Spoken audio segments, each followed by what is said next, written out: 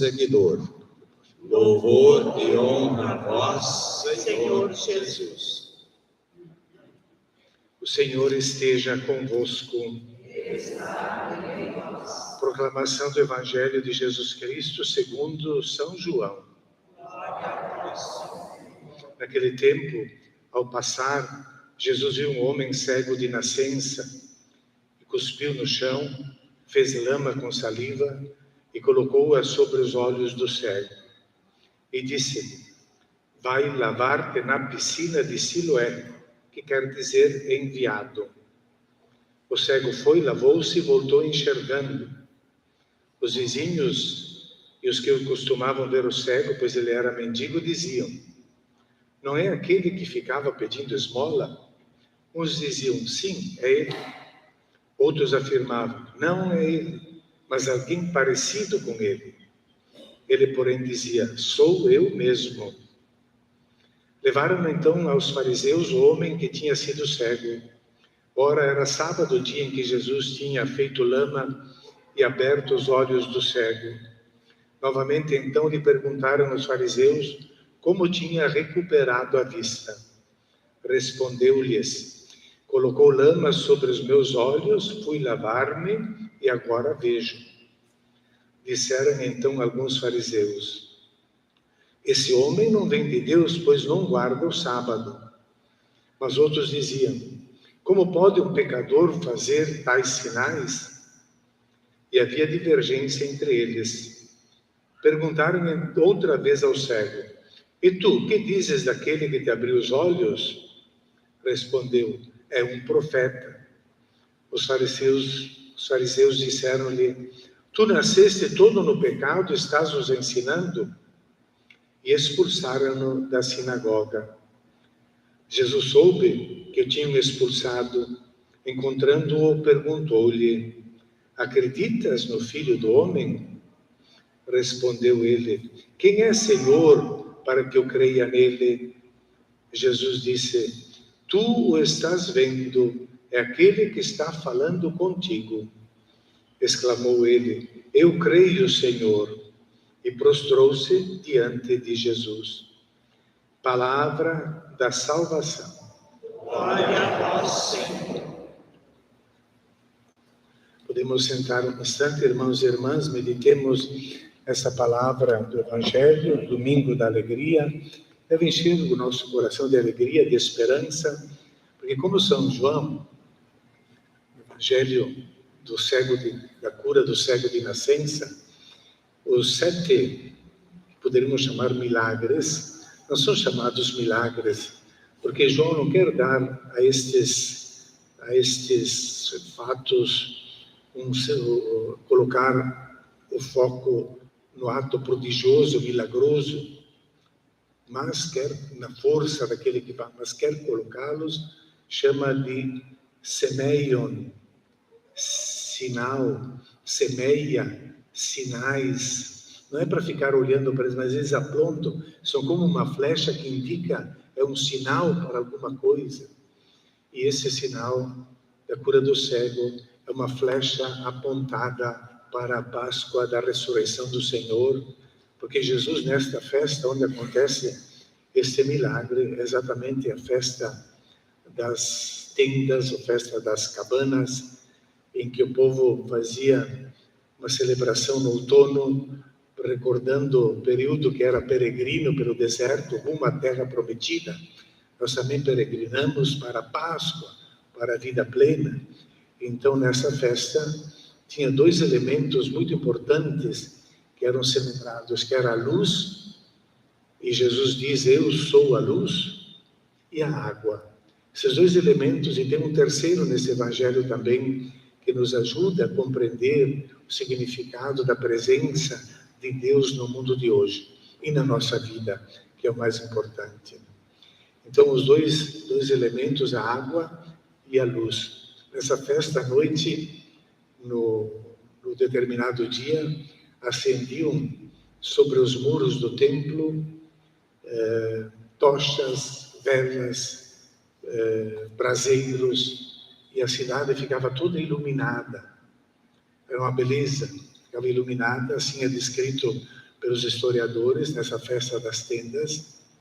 E nessa festa, então, o sumo sacerdote saía em procissão do templo, caminhava os 2 quilômetros até essa fonte chamada de Siloé, que seria melhor traduzido, não a fonte do enviado, mas do enviante, aquele que envia, porque a fonte jorra, ela envia água, ela jorra água, ela é enviante para a fonte, ia lá, pegava água, carregava água e derramava sobre o altar dos holocaustos, e simbolizando então aquilo que todo o povo oferecia a Deus em gratidão e reconhecimento da luz que ilumina a sua vida e da água que purifica. O nosso batismo é o nosso batismo.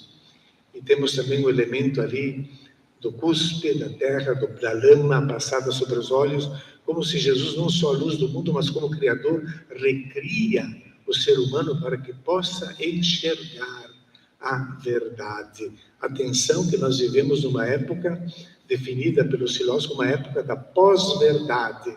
Ninguém interessa a verdade, preferem acreditar em mentiras, até mesmo contra os fatos. Interessante porque o evangelho de hoje começa com uma frase que nos deve chamar a atenção, que exatamente diz: naquele tempo, ao passar, Jesus viu um homem cego de nascença. Ele viu. E é alguma coisa que deve nos tocar, porque nós facilmente não vemos aquilo que incomoda. Não vemos, é melhor não ver, é melhor ignorar. Mas Jesus viu o sofrimento. Por isso a campanha da fraternidade, ela nos alerta. Tem muita gente que passa fome. Jesus viu. E claro que além desses 2 elementos, nós vamos ver todo o terceiro elemento, todo um crescimento na fé desse cego, que nós somos cegos, enquanto não enxergamos as coisas na ótica de Deus. Não enxergamos na nossa própria ótica. E a nossa própria ótica nem sempre nos mostra a verdade. E ficamos cegos. Então, se não somos capazes de ver a verdade, é porque estamos cegos.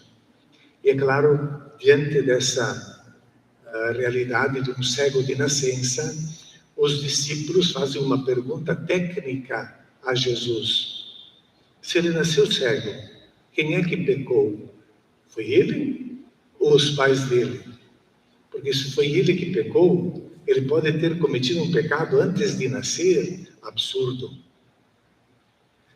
Se ele não pecou, então ele está sofrendo um castigo pelo pecado dos pais. Outro absurdo. E Deus não descarrega a culpa dos pais nos filhos. Isso já diz a Sagrada Escritura. Então fica esse mistério de um que nasceu cego.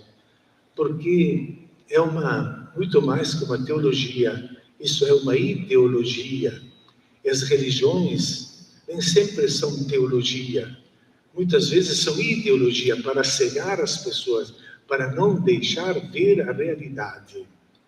As religiões. Existe uma cultura dominante que não nos permite ver as coisas como são. Nos acostumamos a ver de determinada maneira. Então, todos os preconceitos são uma cegueira que a cultura dominante nos ajuda a ver, e nós vemos assim. Então, aquela raça não presta, aqueles pobres lá não são vagabundos, são preguiçosos, e assim a nossa cegueira não nos permite ver a realidade. Naquele tempo, esta ideologia, que não podemos nem chamar de teologia, porque é uma blasfêmia, e não revela nada, não é uma palavra sobre Deus, mas é um engano para dominar e explorar as pessoas. Naquele tempo, a ideologia dizia: se alguém tem uma doença, castigo de Deus, alguma coisa ele fez. Então, se lavamos as mãos, porque se ele fez, ele que paga, ponto final. Existem pobres? Mas alguma coisa eles têm. Aí vem essa ideologia que nos deixa cegos. Jesus diz: não é por causa de pecado que esse está cego. Botem na cabeça, não é por culpa, um pecado. Deus não coloca castigos. mas é ocasião para se manifestar a glória de Deus. É uma ocasião para vivermos a caridade, para socorrermos. Nós devemos socorrer até um animalzinho ferido, e muito mais um irmão. É ocasião para manifestar a glória de Deus. É o mistério do sofrimento, da dor, da morte, das perdas, porque tudo nesse mundo é limitado e vai ter a nossa morte também. A morte não é um castigo divino. Vamos morrer por mais santos que sejamos. Mas tem essa ideologia que ajuda a justificar tudo. E daí também nós vamos ver tantas reações de grupos ultra-conservadores, falsos católicos, que atacam a campanha da fraternidade.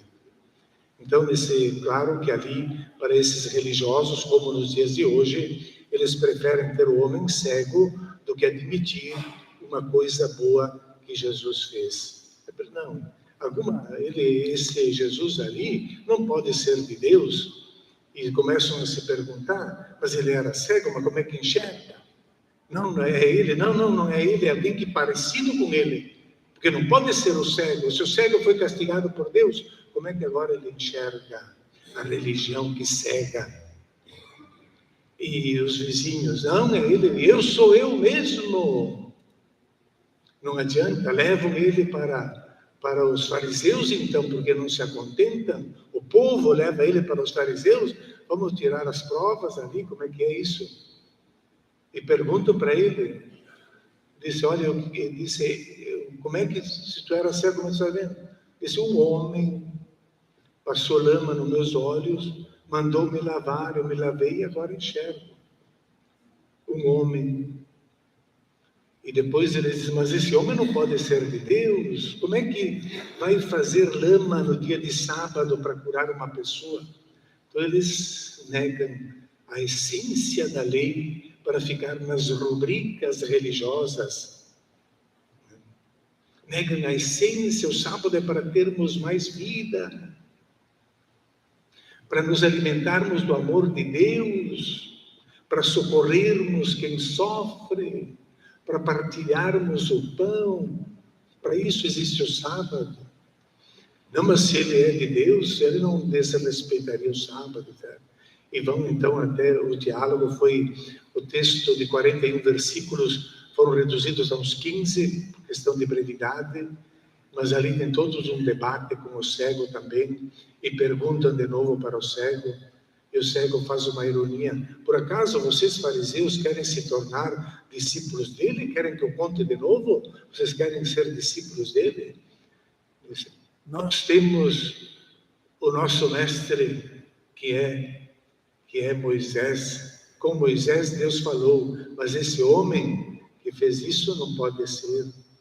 E disse, interessante, né? Nunca se ouviu dizer que Deus ouve um pecador. No entanto, eu era cego e agora enxergo. Será que Deus é capaz de ouvir os pedidos de um pecador? E vocês não o conhecem, esse que é capaz de tirar a cegueira de um cego de nascença? Vocês não conhecem? Estás todo no pecado e queres nos ensinar e expulsar. Não mexa em certos interesses que sereis eliminados, expulsos. E ele encontra Jesus. Tempo de Páscoa, a vida, a alegria, conversão do coração, enxergar as coisas. Por isso os primeiros cristãos, eles eram chamados de fotismoi, fóton, fotos, voz, luz, fotismoi, iluminados, porque tem a luz de Cristo, tem bondade no coração. Exupéry diz claramente no seu livrinho do Pequeno Príncipe que as coisas mais importantes são invisíveis aos olhos. Elas só podem ser vistas como coração, como sentimento. Com o sentimento nós vamos ser capazes de olhar as pessoas sem preconceitos e sem ideologias, etc. Que nosso Senhor ilumine o nosso coração, que tenhamos um coração bom para olhar, analisar e ajudar aqueles que precisam. Creio em Deus Pai Todo-Poderoso, Criador do céu e da terra, e em Jesus Cristo, seu único Filho, nosso Senhor, que foi